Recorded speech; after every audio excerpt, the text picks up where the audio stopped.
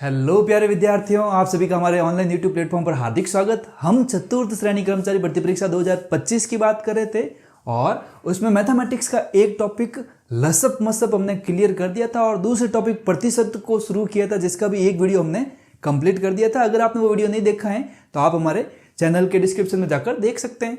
अब शुरू करते हैं सेकेंड वीडियो। तो हमारा सेकेंड वीडियो में हम पढ़ने वाले हैं कुछ इस प्रकार के प्रश्न जिसमें एक्स वाई का कितना प्रतिशत है। आप पिछले जो भी कॉम्पिटिटिव एग्जाम है उनमें जाके उनके पेपर देख सकते हो। उनमें इस तरह के प्रश्न आपको मिलेंगे कि एक्स वाई का कितना प्रतिशत है। तो इसमें जो ट्रिक लिखी हुई है आपके सामने, उसमें लिखा हुआ है कि जिसके पीछे का वो नीचे आएगा। तो यहां पर आप देखो का किसके पीछे है, का वाई के पीछे है, तो यहां पर वाई नीचे आएगा। सबसे पहला तो कॉन्सेप्ट हो गया कि वाई नीचे आएगा। अब यहाँ पर x और y दो संख्याएं हैं, अगर y नीचे आ गया तो x ऑब्वियसली ऊपर हो जाएगा, तो x ऊपर हो गया। प्रतिशत निकालना है तो इनटू 100 करते ही आपका आंसर आ जाएगा। चलिए एक बार वापस देखते हैं। आपको प्रश्न पूछेगा कि एक संख्या दूसरी संख्या का कितना प्रतिशत है, x y का कितना प्रतिशत है। तो आपको क्या करना है, जिसके पीछे का लिखा हुआ है, का किसके पीछे लिखा हुआ है, y के पीछे लिखा हुआ है, तो y को नीचे लिखना है और जो दूसरी संख्या उसको x को ऊपर लिख दिया, इनटू 100 करते ही आपका आंसर आ जाएगा। अब शुरू करते हैं इस पर कुछ क्वेश्चंस। तो हमारा पहला क्वेश्चन है 24 का कितना प्रतिशत 64 है। तो यहां पर पूछ रहे हैं कि 24 का कितना प्रतिशत 64 है। तो अगर ट्रिक से करें तो का के आगे लिखा हुआ है 24, तो जिसके पीछे का है वो नीचे आएगा, तो 24 तो आगे नीचे, और जो दूसरी संख्या दे रखी है वो दे रखी है 64, तो 64 ऊपर आ जाएगा। इनटू 100 करते ही हमारा आंसर आ जाएगा। चलिए इसको सॉल्व करते हैं। तो यहां पर देखें तो 2 का भाग 24 में जा रहा है 12 बार, और 2 का भाग 64 में भी जा रहा है, वो जा रहा है 2 का भाग 6 में गया 3 बार और 4 में गया 2 बार, 32 बार चला गया। अब वापस 2 का भाग दो, तो 2 का भाग देंगे तो इसमें जाएगा 6 बार, इसमें जाएगा 16 बार। अगेन 2 का भाग जा रहा है, तो 2 का भाग अब की बार 6 में दिया तो गया 3 बार और 16 में गया 8 बार। तो ऊपर 8 इंटू 100 हो गए 800 अपॉन 3। अब आपको 800 में 3 का भाग देना है, तो 800 में 3 का भाग दिया तो यहां देखो 3 का भाग 8 में कितनी बार गया, 3 का भाग 8 में दिया तो गया 2 बार। पीछे कितने बच गए 2, यानी कि पीछे बच गए 2। तो 200/3 का मान तो डायरेक्ट आपको याद ही होना चाहिए, कितना होता है 64 सही 2/3। आपको डायरेक्ट दो मान यहां पर याद होने चाहिए। एक तो मान ये याद होना चाहिए 200/3 कभी भी आ जाए तो उसका मान 64 सही 2/3 लिखना है, और एक 100/3 कभी आ जाए तो उसकी वैल्यू होगी 33 सही 1/3। इस तरह से दो वैल्यू होती है। तो यहां पर मैं सीधे पीछे लिख देता हूं 64 सही 2/3। आप सॉल्व भी कर सकते हो, इसका मान आएगा 264 सही 2/3 प्रतिशत, जो कि हमारे पास ऑप्शन सी में है। तो ऑप्शन सी इस क्वेश्चन का सही आंसर हो जाएगा। चलिए आप इसका स्क्रीनशॉट ले लो, उसके बाद अगला क्वेश्चन करते हैं।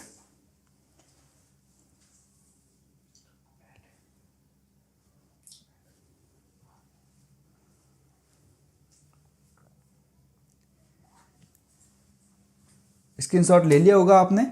अब लेते हैं नेक्स्ट क्वेश्चन। पिछला जो वीडियो था उसमें हमने 6 क्वेश्चन किए थे, ये हमारा 7वां प्रश्न है।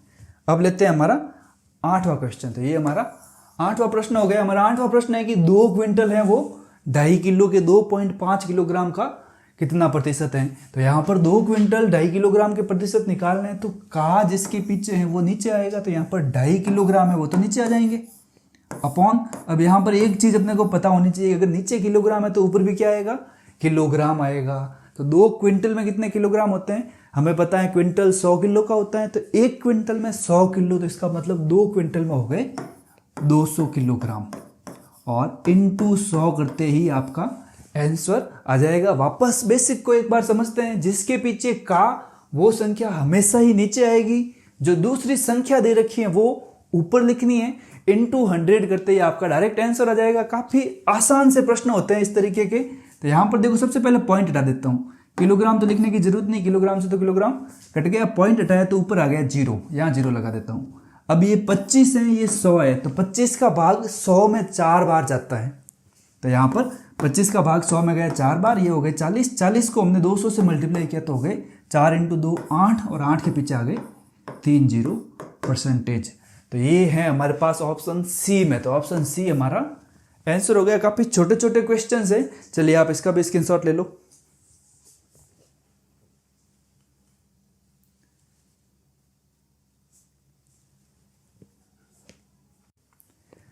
चलिए अब लेते हैं क्वेश्चन नंबर 9। हमारा 9वां प्रश्न है कि किस संख्या का 16% 0.008 होगा। हमने जो पिछले क्वेश्चंस किए थे उसमें वह संख्या दे रखी थी जिसके पीछे का लिखा हुआ था। इस प्रश्न में वो संख्या फाइंड करनी है। तो यहां पर करने का तरीका थोड़ा सा अलग हो जाएगा। हमें पता है कि जिसके पीछे का होता है वो नीचे लिखते हैं, तो जिसके पीछे का नहीं है उसको हम ऊपर देखेंगे। तो यहां पर हो जाएगा 0.008 ऊपर, और का के पहले की संख्या नहीं दे रखी, लेकिन का के बाद एक प्रतिशत दे रखा है। तो जो प्रतिशत दे रखा है उसको हम नीचे लिखेंगे। तो ये हो जाएगा 16%, दैट मीन 16/100। अब ये बट्टा 100 जो नीचे है वो ऊपर आ जाएगा। तो इसको मैं लिख दूंगा 0.008 अपॉन 16 इंटू 100। अब यहां पर मैंने पॉइंट हटाया तो नीचे लगे 3 जीरो। अब अगर काटे तो ये 2 जीरो से तो 2 जीरो कट गए, और 8 का भाग 16 में गया 2 बार, यानी कि 160 में चला गया 20 बार। अब 1/20 है तो 20 का भाग मैं देता हूं 1 के अंदर। तो यहां पर पॉइंट लगेगा, पॉइंट लगा तो हम 1 जीरो लगा सकते हैं। 20 का भाग 10 में भी नहीं जा रहा तो भाग ब्रेक होगा तो ऊपर भी जीरो आएगा और पॉइंट के बाद भी जीरो आएगा। अब 20 का भाग 100 में जाएगा 5 बार। तो हमारा आंसर बन जाएगा यहां पर 0.05। तो जो दूसरी संख्या होगी वह संख्या हो जाएगी 0.05। यहां पर प्रतिशत नहीं आएगा, प्रतिशत तो दे रखा है, आपको केवल संख्या फाइंड करनी है। तो 0.05 यानी कि हमारा ऑप्शन बी है वो हमारा आंसर हो जाएगा। चलिए एक बार इस प्रश्न को भी आप उतार दीजिए। काफी इंपॉर्टेंट क्वेश्चन है। यहां पर आपको अगर का से पहले वाली संख्या फाइंड करनी है तो जो प्रतिशत है उसको नीचे लिखना है। चलिए अब लेते हैं नेक्स्ट क्वेश्चन, हमारा प्रश्न संख्या 10। प्रश्न संख्या 10 भी इसी तरह से है कि किस संख्या का 52% है वो 182 है। तो यहां पर 182 ऊपर आ जाएगा और जो परसेंटेज दे रखा है 52% वो नीचे आ जाएगा 52/100।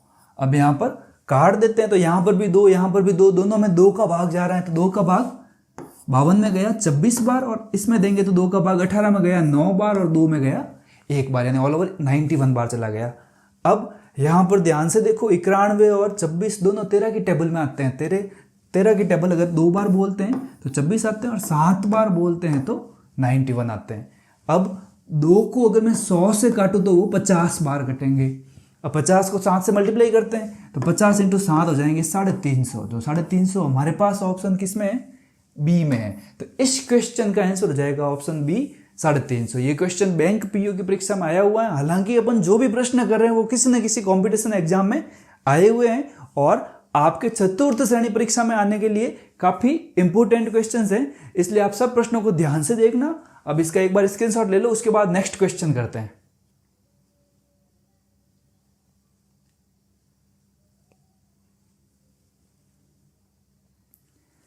चलिए अब लेते हैं नेक्स्ट क्वेश्चन, प्रश्न संख्या 11। 11th क्वेश्चन से पहले यहां पर कुछ लिखा हुआ है, उसको ध्यान से देखते हैं। यहां पर लिखा हुआ है कि एक्स वाई से कितने % अधिक या कम है। अभी जो प्रश्न कर रहे थे उसमें था कि एक्स वाई का कितना प्रतिशत है, और आगे जो क्वेश्चंस करेंगे उसमें हमें पूछेगा कि एक्स वाई का कितना प्रतिशत अधिक है या कितना % कम है। तो यहां पर देखो ट्रिक आपके लिए काफी ज्यादा इंपॉर्टेंट होने वाली है। ज्यादा का पूछे यानी अधिक पूछे तो नीचे कम वाला आएगा, और कम का पूछे तो नीचे ज्यादा वाला आएगा। कैसे आएगा उसको हम क्वेश्चन के साथ देखेंगे। चलिए इस प्रश्न को भी आप, इस पेज का भी आप स्क्रीनशॉट ले लो, उसके बाद हम नेक्स्ट पेज पर क्वेश्चन करते हैं इससे रिलेटिव। चलिए नेक्स्ट क्वेश्चन, हमारा 11वां प्रश्न है कि ए की आय बी की आय से 10% अधिक है, तो बी की आय ए की आय से कितने प्रतिशत कम है। तो यहां पर देखो आपको अधिक दे रखे 10% अधिक। अब जो परसेंट में होता है ना, तो आप मान लेते हो कि पहले आए थी 100, उसके बाद 10% बढ़ गई, तो 100 में 10% बढ़ेगी तो अब आय कितनी हो गई 110। ये चीज आपको समझ में आ गई। 10% अधिक होता है तो आपके पहले वाली आय कितनी है कि मान लो कि 100 थी, अब 10% बढ़ के कितनी हो गई, तो अब 10% बढ़ के हो गई 110। अब यहाँ पर पूछा है कि बी की आय ए की आय से कितने परसेंट कम है। तो यहाँ पर मुझे बताओ कितनी कमी लग रही है आपको, 110 से 100। ऑब्वियसली अपने को नजर आ रहा है इनको घटाएंगे तो 10 आएगा, तो यहाँ पर जो कमी है वो तो 10 की है। अब कम का पूछा है तो इन दोनों में से जो ज्यादा है उसको नीचे लिख दो। अब 100 और 110 में ज्यादा कौन सा है, 110, तो 110 नीचे आ जाएगा, इंटू 100 करना पड़ेगा क्योंकि हमें प्रतिशत निकालना है। जब भी प्रतिशत निकालना हो तब आपको 100 से मल्टीप्लाई करना है। इसके बारे में हमने पिछले वीडियोज में भी बात की थी। यहाँ पर देखें तो 1 0 से 1 0 कट गया, ऑल ओवर हमारे पास बचा 100/11, यानी 1/11 प्रतिशत कहो या 100/11 कहो। 100/11 का मान हमने पिछले वीडियोज में पढ़ा था, इसका वैल्यू अपने को डायरेक्ट याद होनी चाहिए। इसकी वैल्यू होती है 9 से ही 1/11%, सॉरी 9 से 1/11 या 9.09 ये वैल्यू होती है। तो यहाँ पर हमारे पास जो ऑप्शन में दे रखी है वो है 9 से ही 1/11, जो कि हमारे पास ऑप्शन बी में है, तो ऑप्शन बी इसका आंसर होगा। अब इस प्रश्न को एक बार वापस देखो, इसको एक बार वापस ध्यान से देखें तो यहाँ पर देखो 10% अधिक बोला था आपने को, 10% अधिक बोला था, तो जितना अधिक बोला उसको ऊपर लिख दो। 10% अधिक बोला तो 10 को हमने ऊपर लिख दिया। अब 10% अधिक होने के बाद जो रेट होगी उसको नीचे लिख दो। 10% अधिक मतलब पहले तो 100 थी, अब 10% अधिक होके कितनी हो गई, 110, इंटू 100 कर लो, आपके आंसर डायरेक्ट आ जाएगा। यानी कि इतना लंबा करने की जरूरत नहीं है, आप डायरेक्ट कर सकते हो। जितना अधिक या जितना कम दे रहा है उसको ऊपर लिखो, नीचे आपको लिखना है जितना अधिक या जितना कम होके जो राशि बनेगी उसको नीचे लिखो, इंटू 100 कर दो तो आपका आंसर डायरेक्ट आ जाएगा। चलिए आप एक बार स्क्रीनशॉट ले लो, उसके बाद नेक्स्ट क्वेश्चन देखते हैं।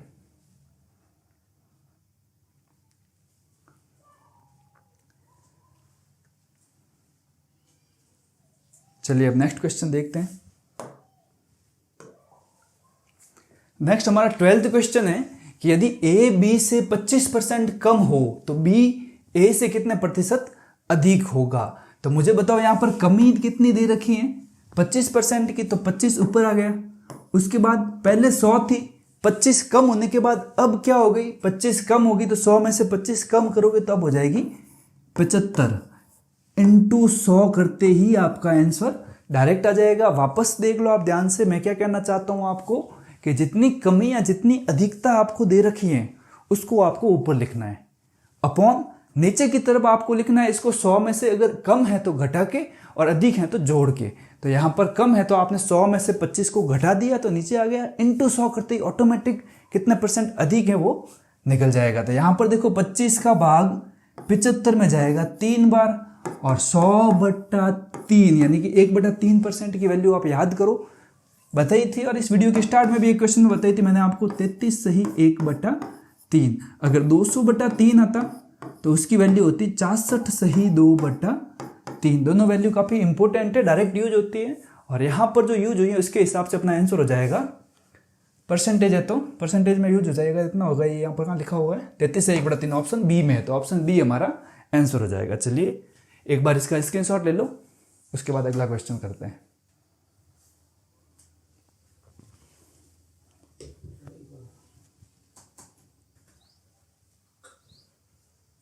अगर आपको वीडियो में कुछ भी समझ में नहीं आ रहा है तो आप कमेंट कर सकते हो कि आपको कौन सा क्वेश्चन समझ में नहीं आया। जब भी अगला वीडियो शुरू करेंगे सबसे पहले उस क्वेश्चन को हम लेकर सॉल्व करेंगे। और अगर वीडियो आपको अच्छा लग रहा है तो वीडियो को लाइक करें, शेयर करें और इसको सब्सक्राइब करें। चलिए अगला देखते हैं। चलिए अब लेते हैं प्रश्न संख्या 13।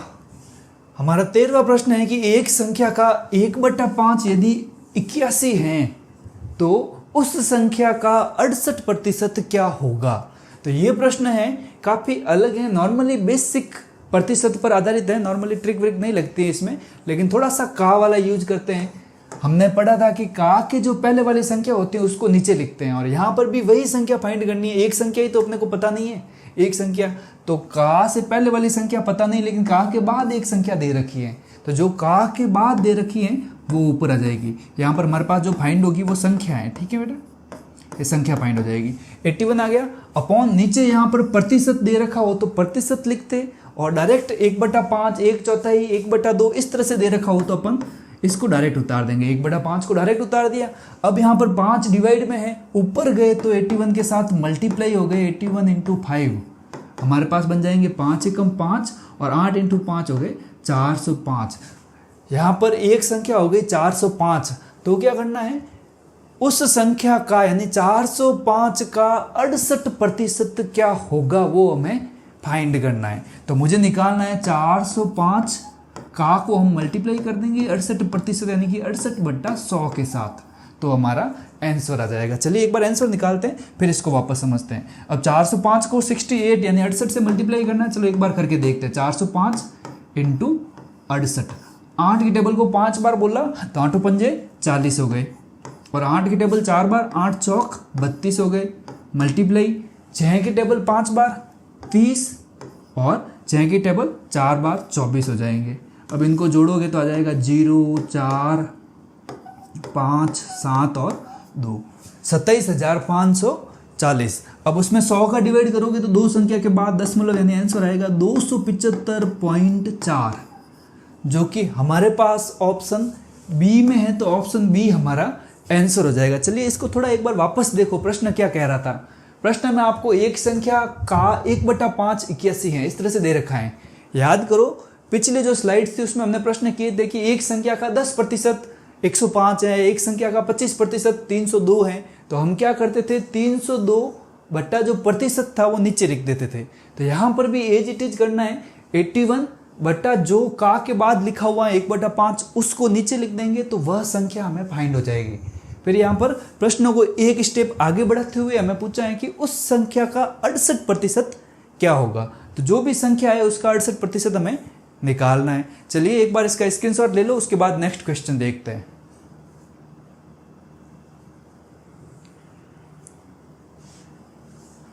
अब लेते हैं अगला प्रश्न,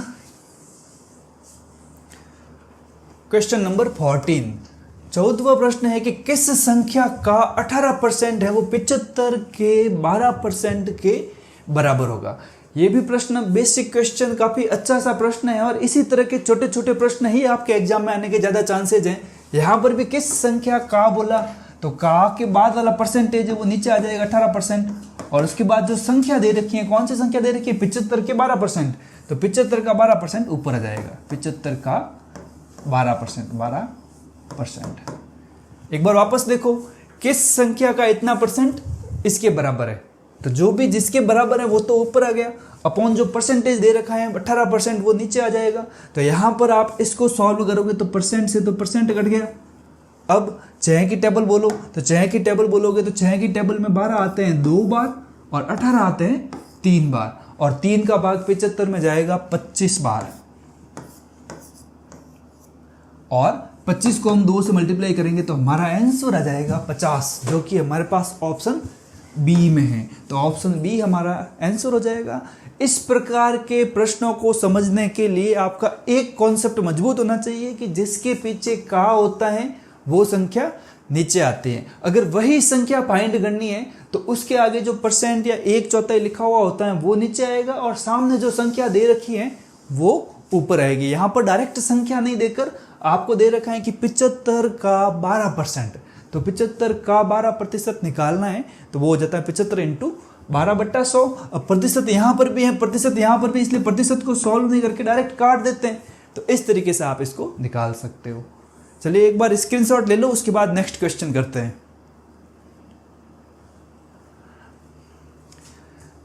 अब लेते हैं प्रश्न संख्या 15। 15वां प्रश्न हमारा काफी इंपोर्टेंट प्रश्न है। इसमें पूछ रहे हैं कि एक भिन्न के अंश में 25% की वृद्धि करनी है और उसके हर को दुगुना करने पर प्राप्त भिन्न है वो बदल कर क्या बन जाती है 5/9 हो जाती है। तो मूल भिन्न क्या है? काफी इंपोर्टेंट प्रश्न है। यहां पर आपको पहले माननी है कि मूल भिन्न आपने क्या माननी है, तो मूल भिन्न आपको माननी है x/y।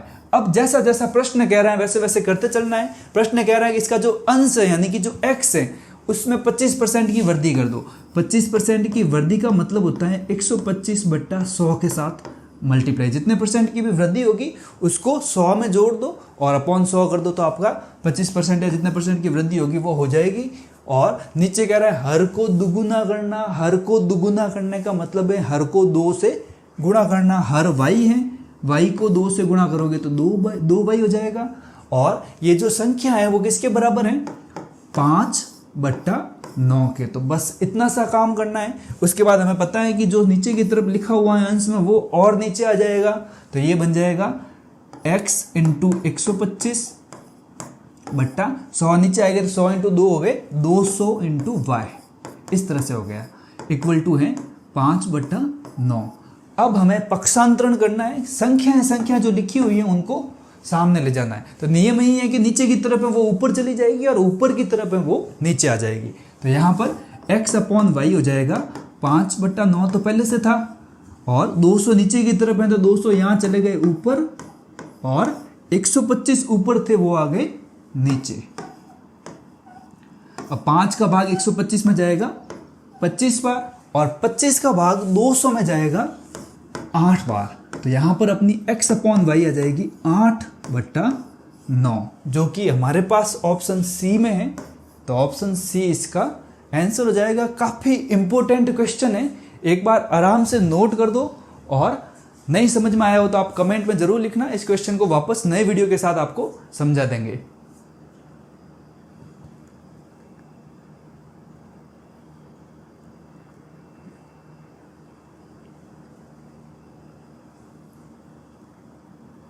अब लेते हैं अगला प्रश्न। अगला 16वां प्रश्न है, वो भी बिल्कुल इसी तरीके से है।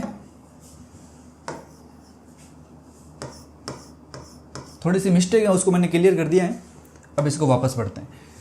एक भिन्न के अंश में 220%, यहाँ 2 लिखा हुआ है, 220% की वृद्धि करें और हर में 150% की वृद्धि करें तो जो प्राप्त भिन्न है वो 4/5 हो जाती है। तो मूल भिन्न क्या है? वृद्धि करना हमने सीखा था। जब भी वृद्धि करनी हो, आपके पास जितने भी परसेंटेज दे रखे हैं उसमें 100 जोड़ के 100 का भाग दे दो। तो यहाँ पर मूल भिन्न अपने पास x/y है। आपको x में यानी ऊपर जो अंश है उसमें 220% वृद्धि करनी है, तो ये हो जाएगा 320/100। और नीचे आपको कितनी वृद्धि करनी है? 150, 150% वृद्धि करनी है। तो 150% वृद्धि करोगे तो ये हो जाएगा 250/100। और ये संख्या बदल कर क्या बन गई? प्राप्त भिन्न क्या हो गई आपके पास? 4/5।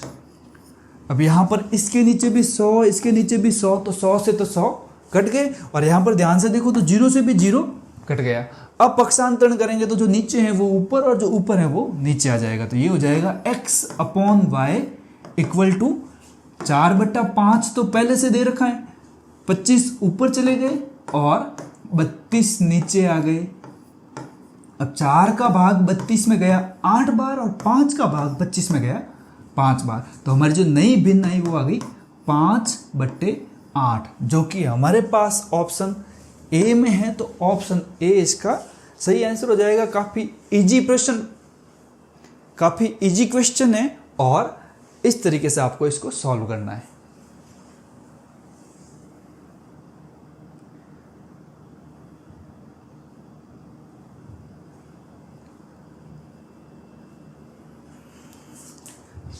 अब लेते हैं अगला प्रश्न। हमारा अगला 17 नंबर प्रश्न है कि x y से यदि 10% अधिक है तो y x से कितने प्रतिशत कम है? 10% अधिक दे रखा है, हम कर चुके हैं। अधिक दे रखा है और कम फाइंड करना है। सबसे पहले कितना परसेंट अधिक दे रखा है? 10, तो 10 ऊपर आ जाएगा। 10% अधिक होने के बाद संख्या क्या बन जाएगी? 100 थी, 10% अधिक होकर 110 हो गई। तो प्रतिशत करना है, इसलिए 100 से मल्टीप्लाई करेंगे तो हमारा आंसर आ जाएगा। 0 से 0 कट गया। 1/11 को परसेंट में बदलते हैं तो वो होता है 9 से ही 1/11%। तो यही प्रश्न मेरे हिसाब से हम पहले कर चुके थे, वापस कर दिया हमने। ऑप्शन ए इसका आंसर हो जाएगा। चलिए अब अगला प्रश्न लेते हैं।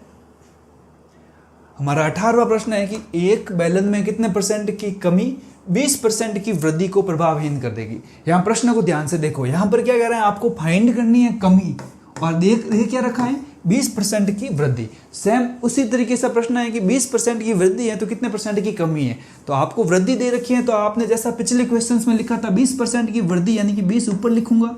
20% की वृद्धि के बाद रेट हो जाएगी 120 इंटू 100 करते ही ऑटोमेटिक परसेंट कमी आ जाएगी। तो अपने पास कितना आ रहा है? देखो 1 0 से 1 0 कटा, 2 का भाग 12 में गया 6 बार, और 100/6 करना है। चलिए करके देखते हैं। 6 का भाग 100 में देते हैं, इसको काट देते हैं। 100/6 है तो इसको काटेंगे। देखो यहाँ पर 100 में 2 का भाग जा रहा है 50 बार और यहाँ 6 में 2 का भाग जा रहा है 3 बार। तो यहाँ पर नई संख्या बन गई 50/3। अब यहाँ पर 50 में 3 का भाग देके देख लो आप कितनी बार जाएगा, 16 बार जा रहा है। 16 × 3 48 होते हैं। पीछे कितने बचेंगे, 2 बच रहे हैं। तो 16 से ही 2/3%, जो कि हमारे पास है ऑप्शन बी में। तो ऑप्शन बी इसका आंसर हो जाएगा। तो ये भी प्रश्न थोड़ा सा कंफ्यूजिंग है, कमी वृद्धि को थोड़ा सा इसने टाल मटोल वाली भाषा में लिखा है। तो इस प्रश्न को भी आपको ढंग से करना आना चाहिए। हालांकि ये क्वेश्चन भी पिछले क्वेश्चन की तरह ही है। चलिए स्क्रीनशॉट ले लिया होगा आपने। अब लेते हैं नेक्स्ट क्वेश्चन, प्रश्न संख्या 19। हमारा 19वां प्रश्न है कि एक वस्तु के मूल्य में 20% की कटौती, कटौती मीन्स कमी। यहाँ पर अलग अलग लैंग्वेज में आपके सामने प्रश्न लिखे हुए आ रहे हैं। बाकी प्रश्न वास्तव में वही है कि 20% की कमी है तो कितने % की वृद्धि करनी पड़ेगी। 20% की कमी यानी सबसे पहले जो अंतर है 20 वो ऊपर लिखूंगा। कमी है तो 20% की कमी यानी पहले 100 था, 20 कम होने के बाद हो गया 80 × 100 करेंगे। तो यहाँ पर देखो 20 का भाग 80 में जा रहा है 4 बार, 2 का भाग 8 में से 4 बार जाता है। ठीक है, अब 4 का भाग 100 में देंगे तो वो जाएगा 25 बार। तो हमारा आंसर आ जाएगा 25%, जो कि हमारे पास ऑप्शन सी में है। तो ऑप्शन सी इसका आंसर हो जाएगा। प्रश्न एक बार ध्यान से देख लेना, यहाँ पर कटौती और पूर्व मूल्य में लाने के लिए इस तरह की लैंग्वेज लिखी हुई होगी। तो इस तरीके से आपको करना है। चलिए आपने स्क्रीनशॉट ले लिया होगा। अब लेते हैं नेक्स्ट क्वेश्चन। अब हमारा 20वां प्रश्न है। इस प्रश्न को आप ध्यान से देखो। यहां पर कह रहे हैं कोई व्यंजक है XY², इसमें 2 चर हैं X और Y। उन दोनों में आपको करनी है 20% की कमी। अब 2 चरों में अगर 20% की कमी करेंगे तो इनके कारण व्यंजक के मान में कितने % की कमी हो जाएगी। पहले तो व्यंजक कितना हो जाएगा, मान लेते हैं कि पहले तो था 100, मान लेते हैं कि पहले कितना था 100 था, और अब कितना हो रहा है। अब देखो आप कितना हो रहा है, पहले 100 था, अब यहां पर आपके पास x व्यंजक है, उसमें क्या किया आपने 20% की कमी कर दी। तो x में 20% की कमी यानी कि 80/100 के साथ मल्टीप्लाई करेंगे। आपको पता है जितनी कमी दे रखी हो उसको 100 में से घटा दो, अधिक दे रखा है तो जोड़ दो, कमी दे रखा है तो घटा दो, बट्टा 100 कर दो। तो ये हो गई 100 में 20% की कमी। अब y² और दे रखा है तो y में भी आपको 20% की कमी यानी कि 2 बार आपको कमी लेनी है। यानी कि एक बार कमी ले ली y के लिए और दूसरी बार ले ली y² था इसलिए। इस तरीके से आपको लिखना है। अब यहाँ पर देखो तो 100 से तो पूरा 100 कट गया, और फिर 2 0 से ये वाला 100 कट गया, और 1 0 से ये 1 0 कट गया। 8 × 8 × 8, 8 का क्यूब होता है वो होता है 512। तो ये हो गया 512 अपॉन, नीचे देखो 1 0 बचा हुआ है क्या, हाँ 1 0 बचा हुआ है तो अपॉन 10 हो गए। अब एक संख्या के बाद दशमलव लगाओगे तो आंसर आ जाएगा 51.2। यहाँ पर अब वाली राशि आ गई। यहाँ पर पूछा है कितने % की कमी हो गई, 100 पे लिया इसलिए डायरेक्ट घटा दो, आपका आंसर आ जाएगा। 100 में से 51.2 को घटाया तो पीछे आ गए 48.8। 100 माइनस 51.2 इक्वल टू हो जाएगा 48.8, जो कि हमारे पास है ऑप्शन सी में। तो ऑप्शन सी हमारा आंसर हो जाएगा। यहाँ ध्यान रखना 51.2 भी प्रश्न में दे रखा होगा। ये तो बाद की यानी कि अब वाली राशि है, पहले 100 था तो अब कितना हो गया वो वाली राशि है, कमी नहीं है। कमी निकालने के लिए आपको इसको घटाना पड़ेगा। तो इस तरीके से आपको इस क्वेश्चन को करना है। काफ़ी इंपॉर्टेंट क्वेश्चन है और आपकी चतुर्थ श्रेणी के हिसाब से इस तरह के प्रश्न पूछने की संभावना खूब ज़्यादा है। तो एक बार इस प्रश्न को उतार दीजिए, स्क्रीनशॉट ले लीजिए, उसके बाद नेक्स्ट क्वेश्चन करते हैं।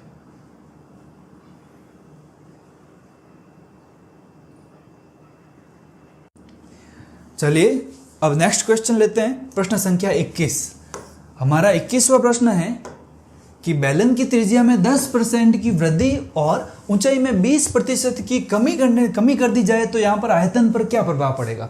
आपके पास बेलन है और उसमें आपने त्रिज्या और ऊंचाई में परिवर्तन कर दिया है, तो आयतन तो फिक्स है कि परिवर्तन होगा। कितना परिवर्तन होगा, क्या प्रभाव पड़ेगा, वो फाइंड करना है। तो यहाँ सबसे पहले तो आपको पता होना चाहिए कि बेलन का आयतन होता क्या है।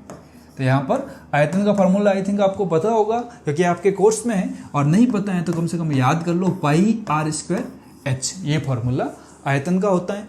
अब यहाँ पर प्रश्न में कह रहे हैं कि आयतन पर क्या प्रभाव पड़ेगा। तो मान लेते हैं कि पहले था जो आयतन है वो 100 था, पहले का आयतन आपने मान लिया कि 100 है। अब हमें वर्तमान का यानी कि अब वाला आयतन फाइंड करना है। तो अब वाला आयतन फाइंड करने के लिए हम करेंगे 100 में हमें क्या करना है, सबसे पहले 2 बार त्रिज्या में क्या हो रही है, वृद्धि हो रही है। तो 10% की वृद्धि यानी कि 100 इंटू 110/100 इंटू एक बार और है क्योंकि यार 2 बार है तो 2 बार लिखना पड़ेगा 110/100। यहाँ पर आपने क्या कर दिया, पहले जितना आयतन था उसमें 2 बार त्रिज्या में वृद्धि कर दी और एक बार ऊंचाई में क्या करोगे, कमी करोगे। यहाँ पर 20% की कमी है तो 20% की कमी दैट मीन्स मुझे मल्टीप्लाई करना पड़ेगा 80/100 के साथ। अब यहाँ पर देखो 100 से तो 100 कट गया, 2 जीरो थे उनसे 100 कट गया और यहाँ पर 1 जीरो से 1 जीरो कट गया। अब यहाँ पर मैं मल्टीप्लाई करता हूँ, सबसे पहले 11 को 8 से, तो 11 को 8 से मल्टीप्लाई किया तो 88 हो गए। अब 88 को आप 11 से मल्टीप्लाई करोगे तो 88 एकम 88 का 8 हासिल के 8, 88 एकम 88, 88 और 8 हो गए 96 है 96। तो यहाँ पर आ गए 968/10। अब 968 में 10 का भाग दिया तो आंसर हो गया 96.8। अब पहले जो रेट थी यानी पहले जो आयतन था वो 100 था और अब जो आयतन हो गया वो हो गया 96.8। यहाँ पर पूछा है क्या प्रभाव पड़ा, तो आप देख सकते हो कमी तो हुआ है। कितना कम हुआ, आप 100 में से 96.8 को घटा दो। अब घटाने का तरीका क्या होता है, पॉइंट के बाद यहाँ पर कुछ नहीं है तो 0 लगा दो।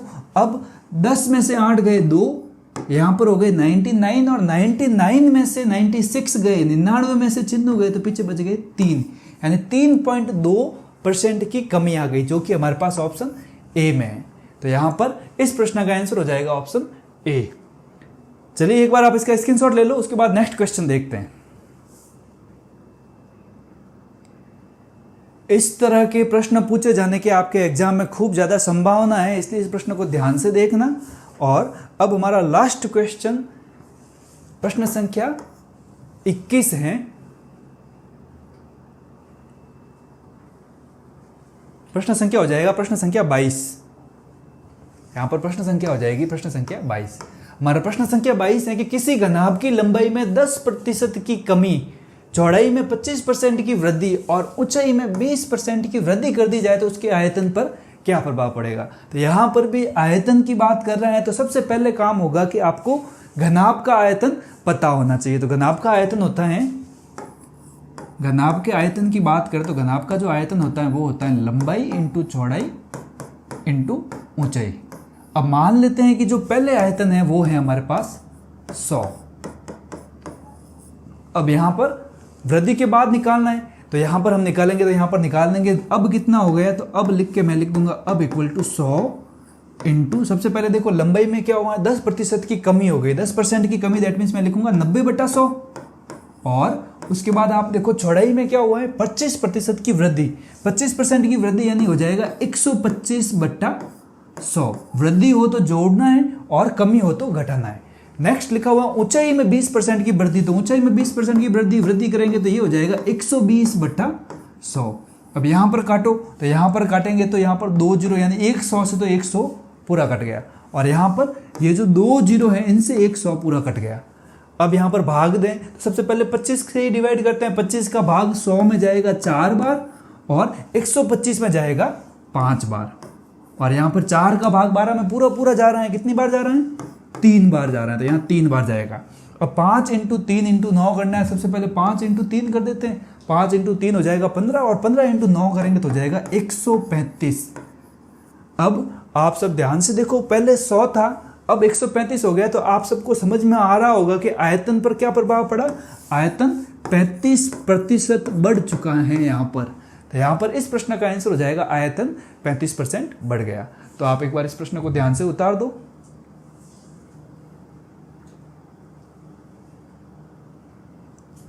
चलिए आपने स्क्रीनशॉट ले लिया होगा। अब प्यारे विद्यार्थियों, इस तरह से तो पढ़ें तो अपने पास प्रतिशत के काफी ज्यादा क्वेश्चंस हो जाएंगे। आपके चतुर्थ श्रेणी कर्मचारी भर्ती परीक्षा को देखते हुए आपको केवल इसी प्रकार के प्रश्न सॉल्व करने हैं। आपके एग्जाम में इनमें से प्रश्न आ जाएंगे, ज़्यादा प्रतिशत को डीपली लेने की जरूरत नहीं है। अगर आपको वीडियो पसंद आ रहा है और इसी तरह से आप मेरे साथ तैयारी करना चाहते हैं तो हमारे वीडियो को लाइक, शेयर एंड सब्सक्राइब करें। धन्यवाद।